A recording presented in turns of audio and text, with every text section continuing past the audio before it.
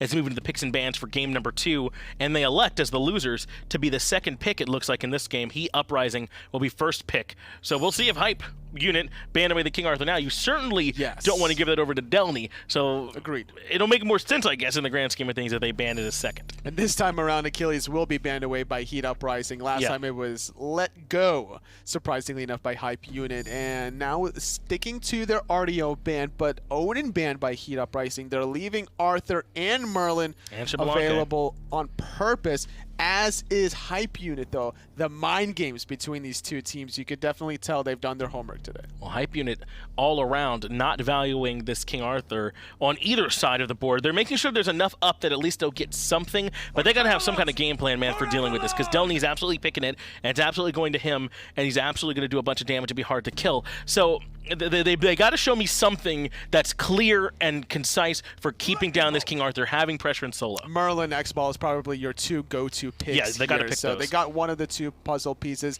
They need another one for Griffin to still have a good look on, but instead switching things up to the Jormungandr. I don't mind this pick necessarily, but if they do allow the X-Ball to go through, they need to be sitting on that dual lane. Right, I think so too. Something to try and slow him down on that ulti, because now with the Achilles band out, they can go Xbalanque Bellona and get some of the highest value picks that are still remaining. The Jormungandr is certainly strong, don't get me wrong, and it's a ton of setup. They can always flex into an Awilish later to synergize all those knockups, but they've given away a lot of value.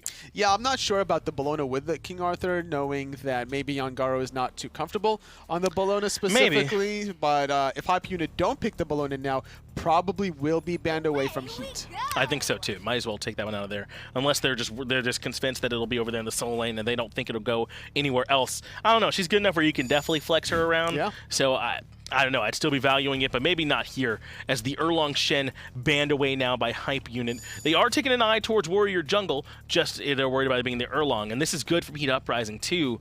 They're going to ban out that Awilish. The Awilish, yeah, specifically wanting to... There's plenty of knockups there. Jormungandr, the Jingwei, also the Merlin has like a little mini knockup when his Arcane stance switch as well. Sure. So makes sense, and knowing Layers playing the Sun Wukong last game, he's probably going to switch it up to an Assassin that has carry potential. We were talking about the potential that Layers has when he gets early momentum. Sun Wukong is not a jungler that gets early game momentum by himself, and you need to play more of an assassin type style, such as this Thor specifically, having the global pressure, never a bad thing. No, this is a classic Layers pick as well, picking up this Thor for himself. So this one definitely means that he's trying to get comfortable and trying to be in a carry position, unlike when he's on that Sun Wukong. He should have a good chance to do that. Unbots comes through, though, for Heat Uprising to add extra control here to this composition. And the Nox. This is likely going to be in the support role for Hamster. Ooh. This has now become a very aggressive, control-y, bursty kind of comp for them. I don't think I've ever remembered seeing Hamster playing the Nox, so this is going to be curious to see how he performs today up against Hype Unit, a team that can punish you if you kind of overstep your boundaries a little bit. And it's another assassin locked in for Serket. This has to be going to inbound. I think so too. Now they pull this Serket through. So aggressive composition for both of these teams. Not a ton of Guardians on the table except for Jormungandr, who can feel much more like a warrior most of the times. So maybe not a ton of peel or control. We'll certainly have to see how these picks end up working in action. Heat Uprising have Hype Unit, the defending champs, up against the wall. Can they grab this win? Aggro and Taco can find out. We certainly will. Heat Uprising, despite having the chance to go Merlin again, end up taking King Arthur for themselves. It's a scary prospect to give Wolves Arthur for sure, but Wolves also has made a big impact on this Jormungandr in the past when playing it as well. We'll see if he can turn Hype Unit around here in this game. You know what I've noticed, Taco? I don't think Inbound likes playing Guardians at all. I don't think so either, Aggro. I don't know the last time I saw him play one. It's been a lot of Achilles and Erlong and gods like that for Inbound in the support role. I don't remember. He probably has played one at some point this year, but it's a lot of warriors and assassins. To be fair, though, I am the Hamster more than happy to kind of clash head on with Inbound and his choice of unconventional support role gods. I like the Serket, but the Nox, I think I like it even better into the Serket. Nox, I think, currently still known as a true anti-Serket god. You just can't do anything into the silence. Nox just shuts down so much of what Serket tries to accomplish that Inbound's definitely going to have to be very mindful of his positioning when he does choose to try and initiate. So is the answer to focus out Hamster then? Is that how you deal with it, to get rid of the silences yourself? I don't think that there's really a chance for Hype Unit to want to pay that much mind towards this Nox. I think if anything, it's all about picking apart the surrounding pieces that the Nox would basically make stand out even more so. So I'd expect Inbound to kind of keep his focuses around Delaney or even Crimson, but Crimson might be a little bit tougher to tackle on that Vulcan.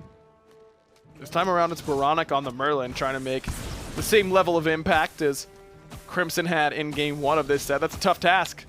Crim played really, really well on this selection, but Baronic certainly has the potential to get it done. But I'm looking less at mid this time around and more looking at jungle, because Layers now on the god that he really made a name for himself with, which was the Thor. Really was a Thor and Nemesis 2-trick back in the day, but Thor was the first one that really came to fruition for him. We talked at length about how much we didn't like the Wukong last game. Thor this game, I think Layers might really have a big impact on the outcome. I like the idea that Layers is going to be able to kind of scope out the entirety of the team fight before choosing to go in. Can kind of get an idea of who might actually be rotating in, if anybody at all, while he's up in the air there. Wolves in Inbound, however, looking to get an early jump start onto Delaney and I, the Hamster. Unsuccessful so far, though. That Cobra's Kiss, I think, just coming up short because of the silence. Exactly. The Cobra's Kiss was beautiful. Hit both Delaney and Hamster. Great mechanics there from Inbound, but never got the Deathbane off because Nox is really good against Serket and doing things just like that. Wolves pulling together his pools and pulling them into himself with the quick little 2. I gotta say, I love the legendary skin on Yorm. I should really grind it out because he looks good. It is. It's a good-looking skin. It's a good-looking mastery skin. Like the aesthetically gold breath. pleasing. Yeah, I'm about it. Layers here, anticipating the blue buff spawn. 3-on-2, certainly the numbers advantage for Hype Unit, though I don't know if Heat Uprise know that they've got the numbers advantages. Hamster, the focus momentarily at least. Delaney just trying to hang around, maybe steal it away, but unable to do so successfully. Inbound, claiming himself the blue buff. They'll leave the Hype Unit side blue for Wolves. As long as there's a 3v2, I don't think that that's a trade that anybody from Heat Uprising is all too interested in. Inbound nearly getting caught, though, on the retreat. A nice shadow lock from I and the Hamster is going to force out Inbound's purification beads, and that is correct. I did just say Inbound has purification beads, which could make things really interesting as this match continues to develop, because that's a support relic slot that is just not going to be a factor. Shell would be great up against the Vulcan ultimates when they're coming in, against the Jivalanke as well. You're definitely right. They might be missing that team fight relic, and Inbound might be missing just having that relic up for a while. Just a bit of poor pathing, I think. Both Wolves and Layers went high towards the jungle in order to keep themselves safe. Hamster's been on the money so far with these combos and makes Inbound pay for taking a greedy path in. I like it, though, from Hamster that despite the numbers advantage still being in Hype Unit's direction, Hamster is still looking to make a play against Inbound, kind of just showing Hype Unit that they're not going to be allowed to freely traverse the area like they probably want to. It's just that Heat Uprising subconsciously reminding Hype Unit that, like, hey, we're still around, like, you can't just do whatever you want. I love this composition, though, from Heat Uprise, because there are 2 major beads burners in Nox and Hun Bats. You need purification beads to survive against either one at any given time, and you just can't have both all the time. So that kind of forces Inbound into this purification beads. Wolves the only one without them in the early stages, but even he, I think, needs to be very concerned about where Jungaro and Hamster are at any given time. But Jungaro's got to be careful now because Hype Unit's still looking to continue invading against Delaney, not trying to let this King Arthur get his own blue buff. Inbound could be in some trouble here. Only a level 4, gonna get sniped into that Delaney ultimate with King Arthur. Lots of investment into Inbound, though, and I don't know if that's the right call. Good rotation in from Veronica. Great ult from Crimson. May have turned this fight back on its head towards Heat Uprise, but Wolves hunting onto Hamster. One more hit should do it, but Wolves instead gonna play it safe and back it up because Layers has it under control. He gets first blood for Hype Unit. Jengaru trying to give chase where he can. Minion Wave's going to spot out Layers and continue vision on him, but Layers is just making the entire across the map swing. And with Fatal Ghost having been pushed back thanks to Griff moving forward to allow his jungler a getaway. Great team play there by Hype Unit. The tank boots save Hamster's life for a little bit. He lived with a sliver of HP off Wolves' ult, but ended up not mattering in the end. But a good rotation in, and I think just an overcommit from Heat Uprise onto inbound. I know he's Cirquet, so he doesn't have all those tanky base stats, but it's just a lot of ultimates committed to try and kill him. Pretty sure that Hype Unit also, one more time, just had the rotational advantage. I'm pretty sure there were 4 members of Hype Unit surrounding Hamster by the time that Jengaru or even Crimson was able to show up there. So Hype Unit just taking advantage of the fact that they're able to throw more numbers at Heat Uprising first. Great poke from Wolves onto Delny, who has his Glad Shield done, so he'll heal that up with relative ease, but always Yorm damage always catches me a little bit off guard. How much he does with the, not just the spit, but specifically the bellow, that too. I mean, that thing chunks. It really does. And Delany's been kept kind of in check this game as well because of how consistently he's losing those blue buffs. Hold that thought though. His Layers up in the air right now, probably going to collapse onto Hamster, but going to be just off the mark. Double tap as well, failing to connect until the backside swing of Crimson, but that's just not enough damage to encourage Hype Unit for a dive. That Darkest of Nights put Layers' wall slightly off the mark, just walled him off on the wrong side, as inbound has a full combo onto Jengaru, but Jengaru has his leap ready to go. Fear No Evil there as well as a good Vulcan ultimate. Actually, Layers hits him with a clean double tap over the wall, and I'm pretty sure that Delny took Layers out of that Vulcan ult damage. Now Wolves is going to keep the dive going and gobble Delny whole. Who cares how good King Arthur is? There's a giant worm in the game now, and Wolves making it look great. Knock up right there onto Crimson. That forces Purification Beads. Wants to keep the dive going just a bit out of range. Double tap not quite there for Layers either. Will destroy the turret though before Layers has a chance to get hit by any of the poke from that. And Fatal Ghost right now in a little bit of trouble all his own. Griff hoping to find the solo kill. Doesn't have the agility to give chase just yet though. And with Jengaru rotating back in, although level 6, it's still in bots, and 2 is better than 1. Good patience there from Griff, but Hype Unit just look like it's such a better team this time around, don't they? They don't give up the early kills in solo lane. They don't put themselves behind there. Wolves is now huge. It's been a lot of invades onto the blue buff, basically to keep Delny down in this lane, and as King Arthur has done very little. In fact, he's bottom of the net worth charts so far. He's down 900 gold to Wolves just 8 minutes in. And Baronic also, he's hyper farming like a madman. He's been left to his own devices essentially in mid lane. Yeah, how is he up 1100? I don't think I've seen Layers or inbound in mid lane, not even once. Outside of that last gank opportunity that Layers was trying to set up onto I Am the Hamster, I think that was the first time I saw Layers spend any time in the mid lane. And Baronic, when you leave this Merlin, so much free farm to collect, he's going to be able to establish this 2-level lead now over Crimson. And it's not even any fault of Crimson's. It's not like he's done anything wrong to find himself this far behind. It's just Hype Unit choosing to throw all of the heavy farm into Baronic and Wolves. This is what I like to see after a game where triple splitting mid lane is kind of what's just been happening. This time around, you just give your mid laner all the farm and go, oh yeah, it's pretty good when the mid gets pretty fed. That's what's happened so far for Baronic. He's done quite a bit. He's up 1,200 nearly in the mid lane. An absurd lead for Hype Unit early on. I mean, nearly 3.5K in the early stages of this game. That is a huge mountain to have to climb in the early game. 4,000 experience as well. Things have come down to a little bit of a lull though, at least for now. It could be a little bit of a fake out from Hype Unit because Wolves pushing forward yet again, consistently harassing Delany's blue buff and just not letting Jengaru farm anything. Jengaru's the same level as inbound right now, and inbound is a support. Ooh, somehow Delny actually ended up getting that blue, I believe. Wall again, just slightly off, blocking Delny completely.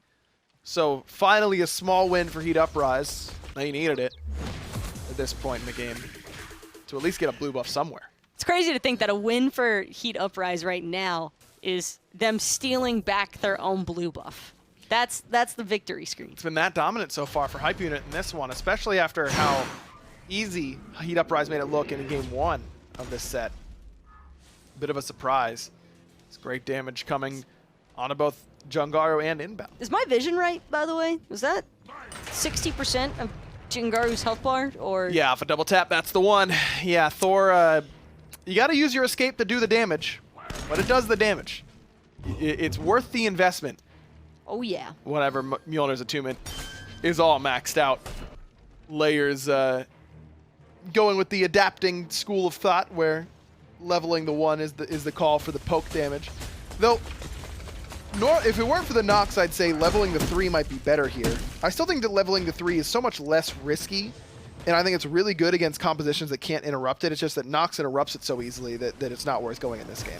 Plus, you also get baited by Berserker's Barrage. A lot of times, it's usually better to just auto-attack the gods that are in range of you, as opposed to maintaining the full duration of that Berserker's. Yeah, a lot of times you want to cancel before the last tick or whatever to get your maximum damage output if they're about to get away from you.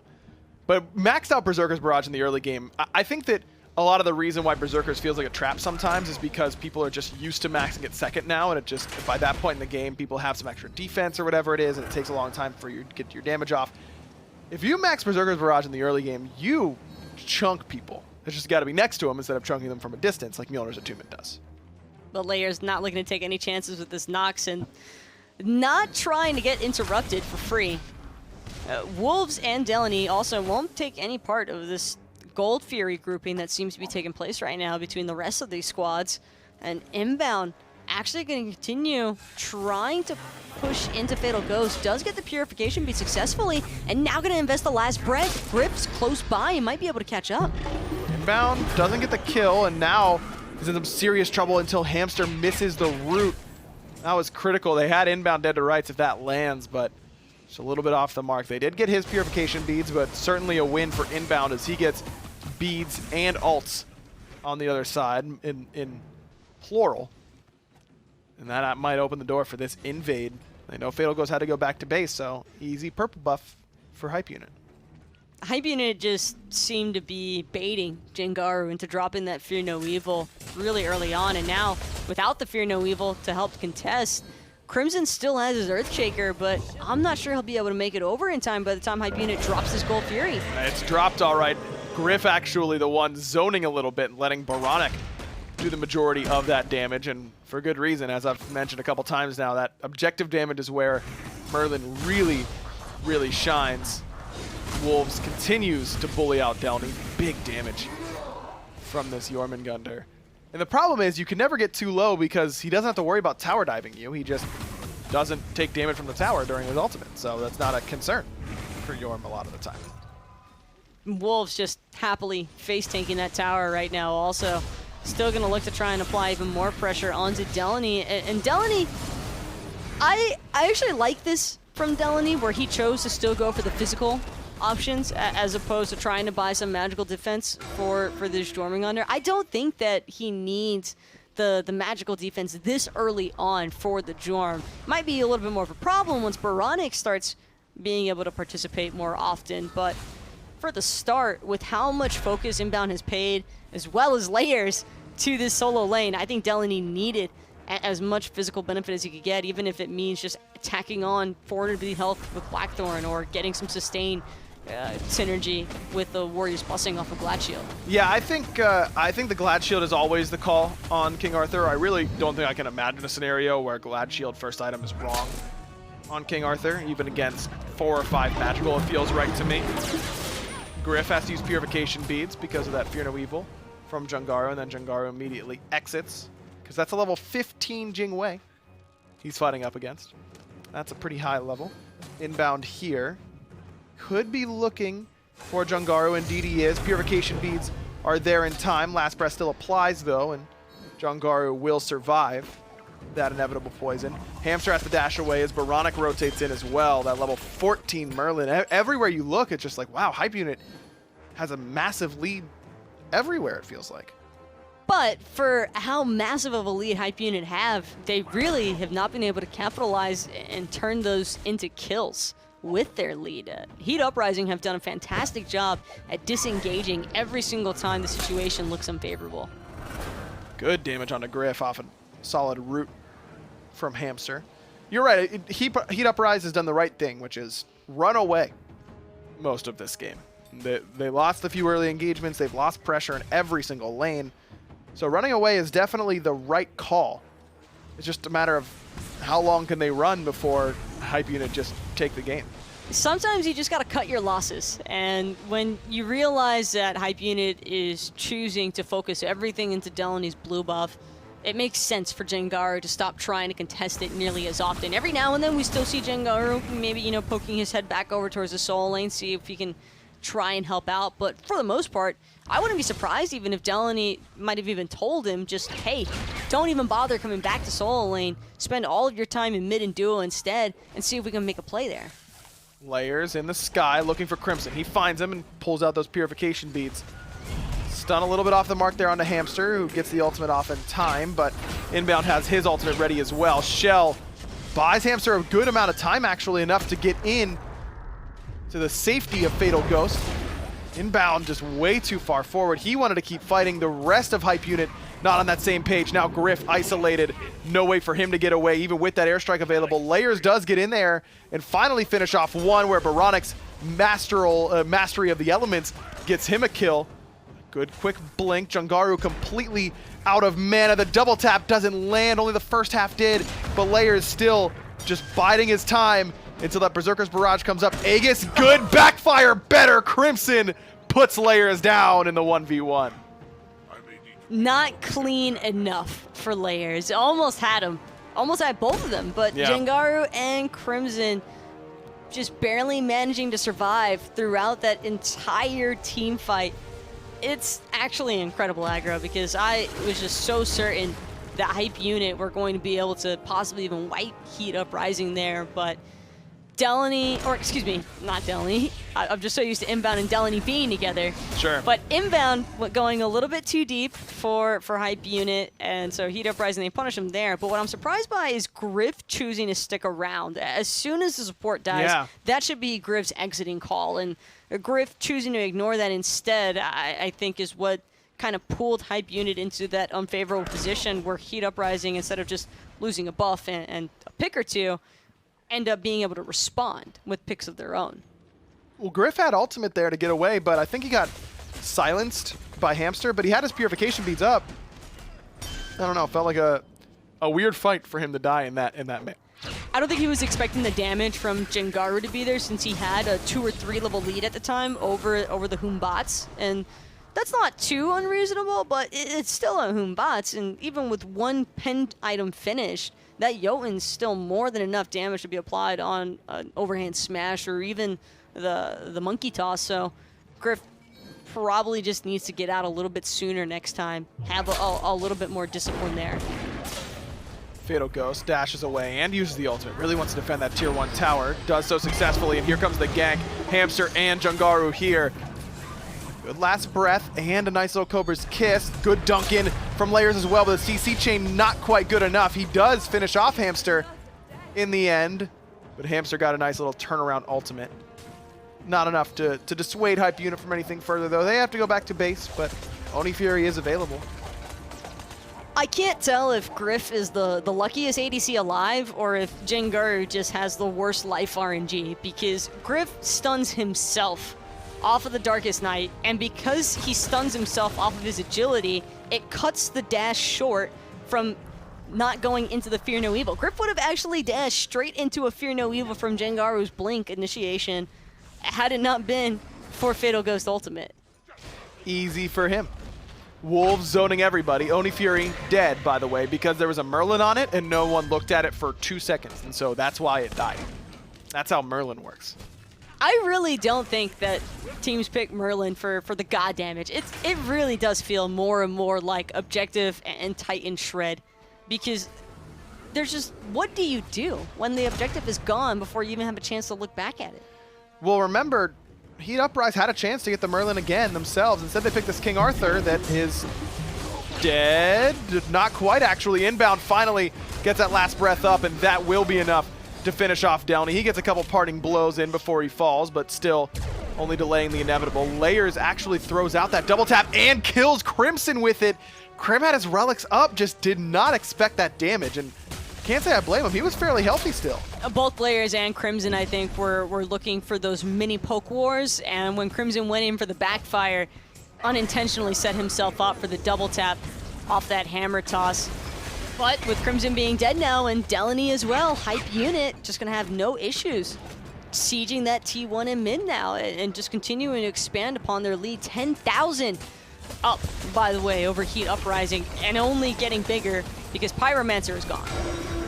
Man, this King Arthur pick instead of the Merlin, I think, has really haunted Heat Uprise. Not only did this King Arthur pick not do a whole lot of anything so far this game. Again, it has been dedicated effort by Hype Unit to make sure that that's the case. I'm not saying that Downey can't play the God, but Merlin in the mid lane has looked very, very strong so far this set.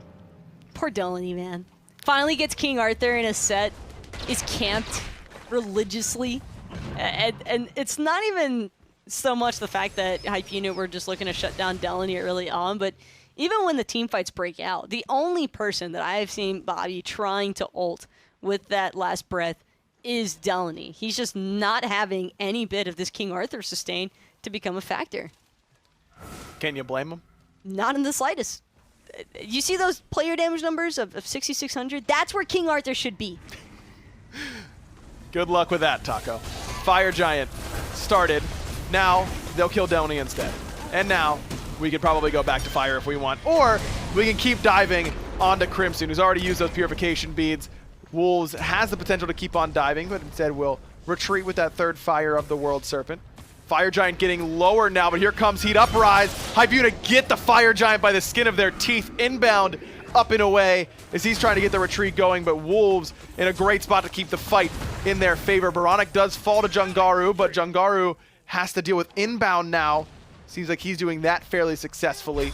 Downey and Fatal Ghost do end up falling, though, for Heat Uprise on the back end. Jungaru's trying to make a play, Taco, but it's not enough HP. You know what, though? If you're going to make a play at 20% health, that's the kind of play that I want to see you trying to go for. In that position, there's no escape route for Jungaru. I really, once you use the blink and Layers is still able to catch up to you, no problem. Same thing for inbound. It's like two of the worst gods to try running away from. A Serket and a Thor. Pick your poison, quite literally, of who you want to die to there. Well, he picked Layers, I think, so that was his choice. Mid-tier 2 down, Layers to the sky. Knows Crimson doesn't have beads, but instead landing on the Downey. The King Arthur down to about half HP. Phoenix much healthier than that as Griff starts to get to work. Crimson going to try and force him back, and that does force agility. And now Griff in a bit of an awkward position. That's enough to reset Hype Unit for at least a little bit.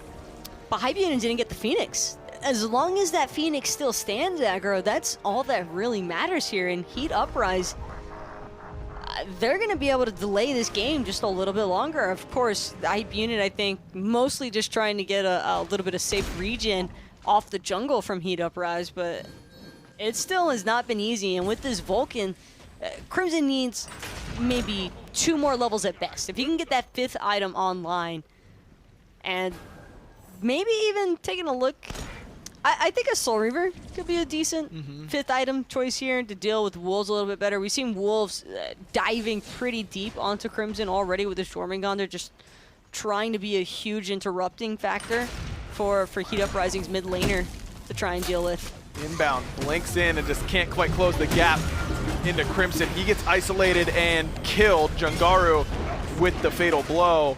The Phoenix still under attack. Great damage on just about everybody on the enemy side, as now Wolves is the focus. His purification beads that he picked up at level 12, good enough to get him out of some danger. But again, the Phoenix stands in mid.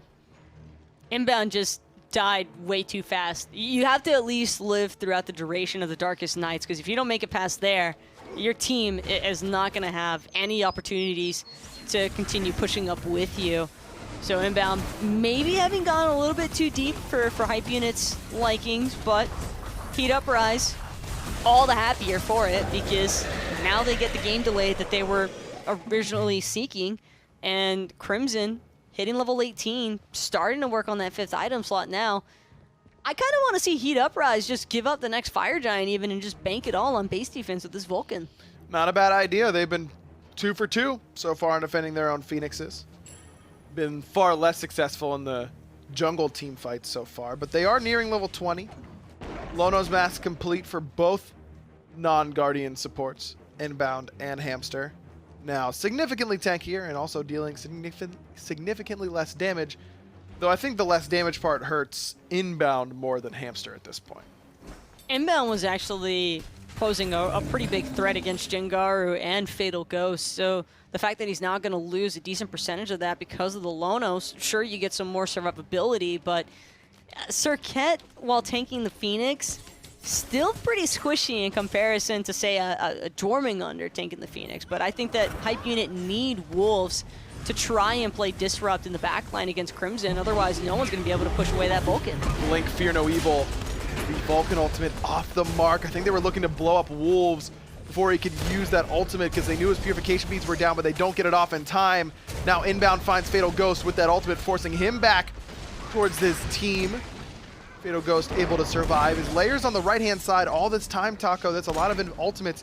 4 out of 5, in fact, from Heat Uprise. Invested for little to nothing.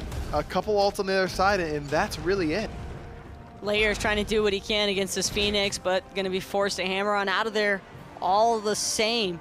And left side Phoenix still yet to be sieged. Mid side Phoenix nearly back to full health now. Has been regenning a decent bit since that initial attempt from Heat, or from Hype Unit. And Hype Unit one more time, after the Fire Giant is worn off even, still thinking or toying with the idea of trying to push down into Heat Uprising's base. Fire Giant just spawns, and now it's enhanced, so harder for Hype Unit for sure, but they've got at least 1, if not 2, Primal Fury buffs under their belt. So they've got the DPS to do it if that's their game plan. Very early Vulcan ultimate. Doesn't get a whole lot of value. Layers straight into the back line. Looking at Fatal Ghost, but can't quite find him. Inbound gets feared by Jangaru, but no, not enough damage onto him either. Griff uses both relics on the escape. Wolves rooted. His beads come out a little bit late, but enough to save his life. Again, another successful Phoenix defense for Heat Uprise. I was trying to figure it out why it looked like Hype Unit were tickling that Phoenix, and then I realized Griff's got a crit-based build with this Jingwei, and not saying that that's incorrect or anything. He's definitely done some great player damage against the members of Heat Uprise, but as far as Phoenix and structure siegings are concerned, it's going to be tough for Hype Unit to continuously chip away at that Phoenix with their ADC unless someone does something about Crimson. But Wolves, Layers, Inbound, they've all been trying to shut this Vulcan down. It just feels like those chances that they had in the mid to early game to punish Crimson are very rare in the late game. Certainly been putting the damage out. That last Vulcan ultimate left a little bit to be desired. It cut the team fight in half, but was just a little bit early, I think. But the right idea, certainly, for Crimson in that one. But he's done very relevant player damage so far. Top of his team, only a couple hundred behind what Wolves has put out, and he's the top card so far in this game. Now if you're Heat Uprise, I think you defend Enhanced Fire from here, right? I mean, you don't have a Phoenix down to worry about. I still think you take your chances on the base, but Heat Uprise are certainly in a position where they could look to defend the Enhanced Fire Giant if they wanted to, although it just feels incredibly risky, but not if you're able to blow up Wolves before even has a chance to go into that World Worm ultimate. Now Layers trying to find a response of some sort, but it's Fatal Ghost with the Aussie proc still staying alive in the back line. Inbound just cannot find the target that he wants again, but Downey is going to die, and that poison actually spread, I believe, towards Hamster. Maybe not. Looks like he's okay from that damage, but I don't know about the rest that Hype Unit's going to be throwing at him. Surrounded and pounded. Griff gets that one, his first of the game, but certainly not when it comes to player damage. Layers continues the chase now on a Jangaru. Well-timed blink gets him away from that stun, but a good abuse. That's exactly what Heat Uprise tried to do on that tier 2 tower on the left-hand side a couple minutes ago to Wolves. but the connection was a bit off between Crimson and Jangaru that time. They make it look pretty easy, blowing up the Soul Link.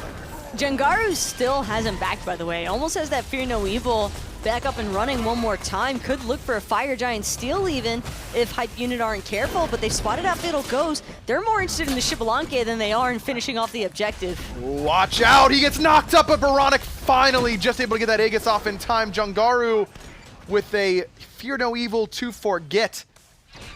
Ends up hitting just about a nobody. Great setup for inbound. Make sure that Layers Dunk is on the mark. 2 kills on Heat Uprise members again by Hype Unit, but they keep him off the Fire Giant for a little bit longer. Hype Unit are finding kills, but you're right, Aggro. They're not finding the objective, and they certainly haven't found any Phoenixes so far, so Heat Uprise, it's a scramble, and it's all over the place. Certainly has not looked pretty, but they're hanging in there, and I think that's about all you could ask for when you've been playing from behind for practically the entire 31-something minutes that this match has been going. But at this point, Fatal Ghost still on the respawn, Jangaru still on the respawn. Enhanced Fire Giant this time around will go the way of Hype Unit. Crimson not close enough to steal with the ultimate by any means. Hype Unit able to finally earn themselves an EFG. And this is a good time for it too, because everybody has now finished their builds on Hype Unit. In fact, Layers has already gotten his Elixir of Speed. On the other side, Crimson just now finishing his 5th item. Fatal Ghost still working on its 5th item, which is very surprising to me because Hunter items are much cheaper than that of Mage items. Fatal Ghost is very far behind.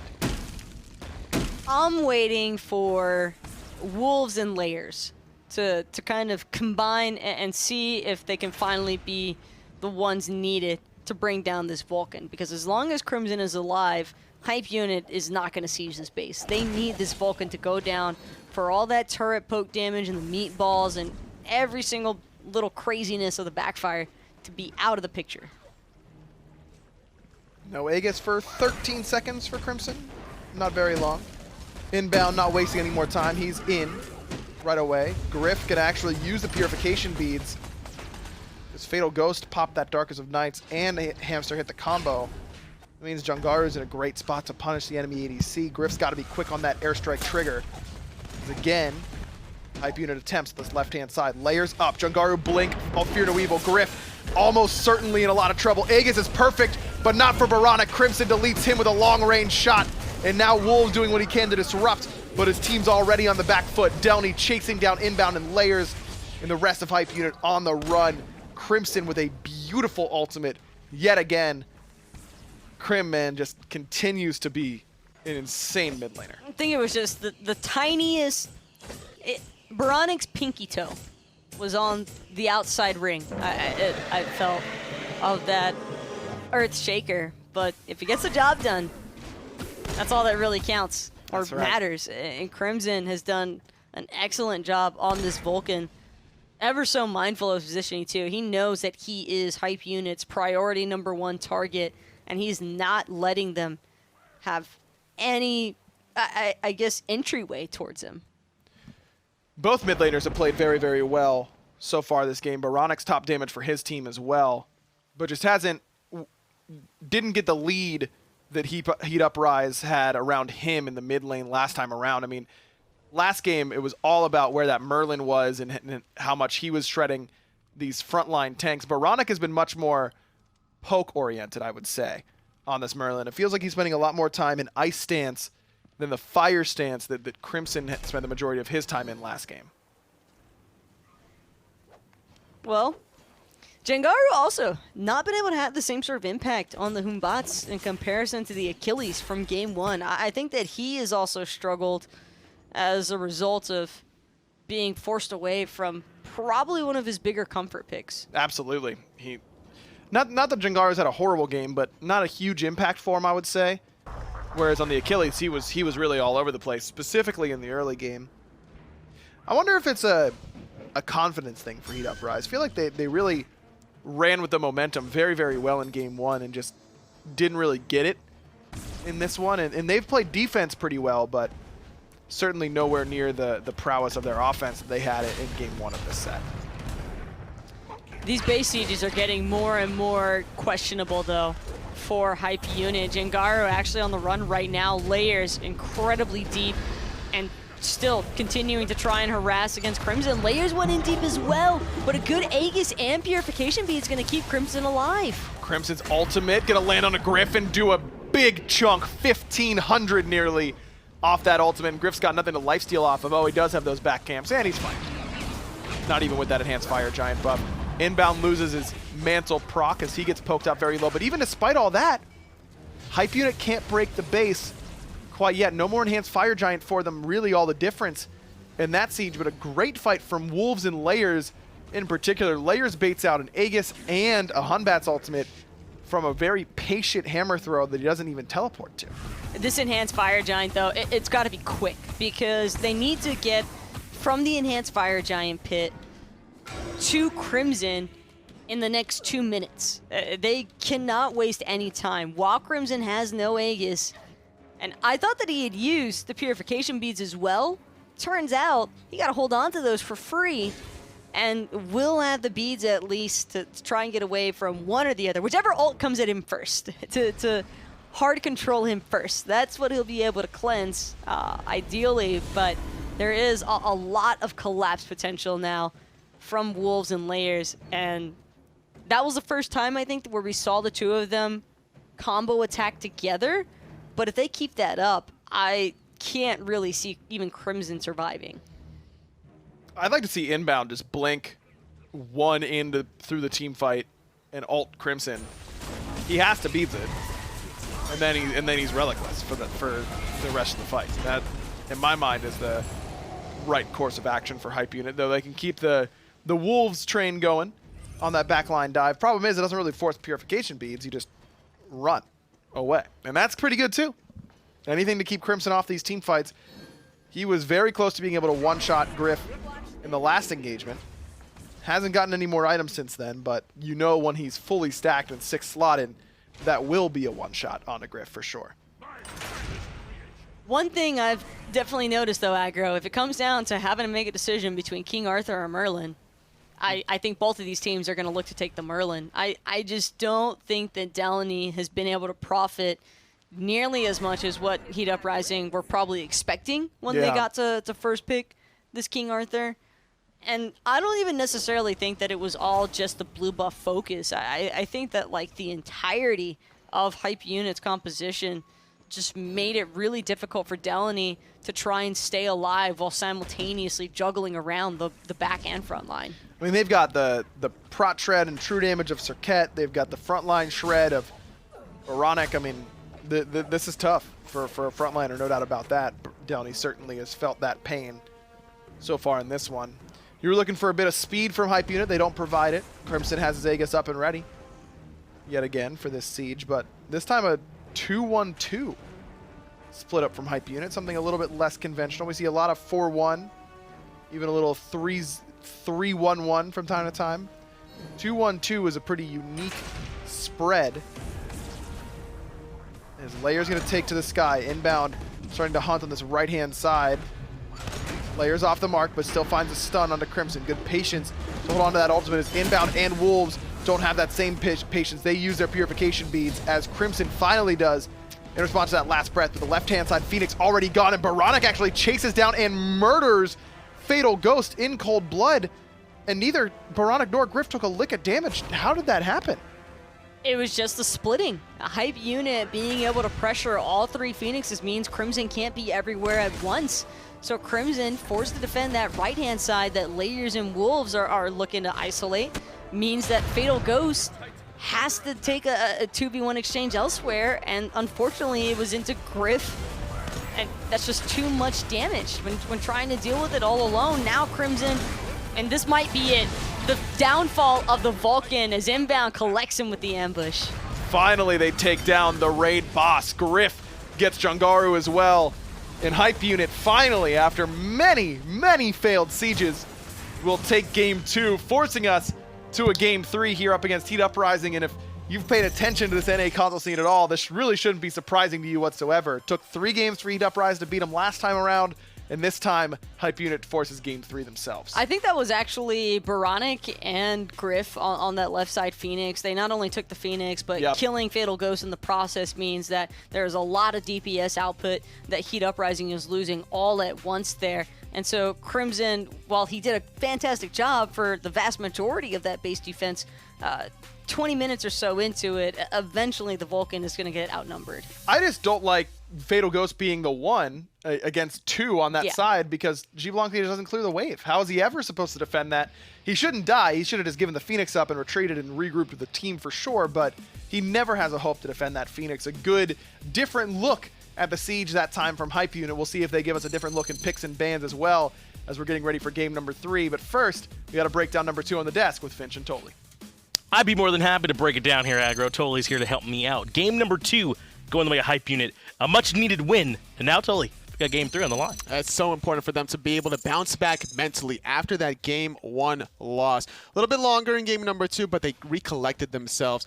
A good idea in the picks and bans to give up so many different things between the Merlin and the Arthur as well. I liked it between these two teams. Yeah, they definitely had a unique strategy. I don't know how much of it was that what they did worked, and that what Heat Uprising tried here was kind of a little bit odd, you know? Like, maybe they didn't quite have the setup. The Vulcan, I think, kind of got exposed a little bit towards the end. They're very much reliant on his damage, but they could take him out of the fights early. It would favor Hype Unit pretty strongly. Plus, Merlin just good. Whatever team he's on seems to be doing pretty well. That's right. Giving up the Arthur on purpose so that you can get yourselves the Merlin and Jormungandr for Wolves worked out at the end. Also, a little bit surprising to see the flex pick for Hamster going for the Nox. Yes, that's another one that seemed surprising to me. It was a bit of time it took for them to be able to find any kind of control in these fights. Both of these teams really were a bit wanting for control, but it ended up favoring, in the end, I think the team that had the Jormungandr. That was a big part of how they shut down this King Arthur, was that they had this Guardian that was in the solo lane that was able to do a bunch of damage, that was able to get to the backline very well, and set up for everyone else. And you could tell in this game number 2 specifically, Layers felt more comfortable playing the Thor than he did in the first Sun Wukong game. And that goes a long way when you give your jungler that sort of freedom to do what he's known to be doing. I also think giving inbound beads early in this game actually kind of was a big deal. Yes. Like, there were a couple times where he survived ganks, or where he stepped too far out of position, where he should have died for sure. And then all of a sudden, the support Serket has beads, and she's able to sort of wiggle around and get back out of there. I actually think that kind of had a big impact. Against the Nox support, yeah, that goes a long way. You got to do it. Yeah, because like, you want to be able to get your full combo off. And the Serket combo takes about maybe 3 seconds or so to get off completely.